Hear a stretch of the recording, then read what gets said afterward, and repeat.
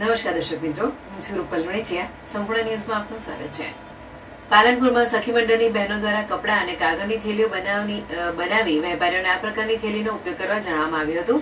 પાલનપુર નગરપાલિકા દ્વારા મારું પાલનપુર, સ્વચ્છ પાલનપુર, મારું પાલનપુર, પ્લાસ્ટિક મુક્ત પાલનપુર અભિયાન ચલાવવામાં આવી રહ્યું છે.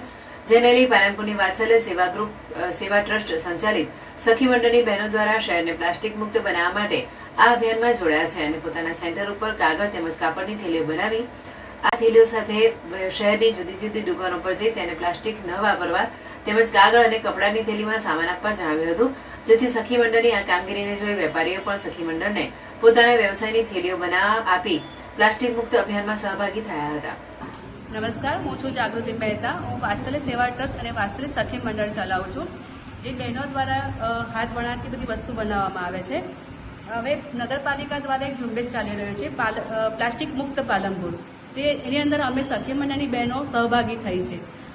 એની અંદર પ્લાસ્ટિકની બેગો બંધ કરો અને વેપારીને અમે અલગ અલગ વેપારીને મળ્યા છે કે જે વેપારીઓ કાગળની બેગો યુઝ કરી શકતા હોય, જે અમુક વેપારીઓ કપડાની બેગો યુઝ કરી શકતા હોય, તો અમે એમને ત્યાં આગળ જઈ મળીને અમે ત્યાં રૂબરૂ મળીને અમે લોકોને કહ્યું છે કે તમે પ્લાસ્ટિક બંધ કરો અને કાપડાની થેલી અને કાગળની થેલીનો વધારે ઉપયોગ કરો, જેથી અમારી આ બહેનોને રોજગારી પણ મળશે અને પર્યાવરણ બી શુદ્ધ થશે.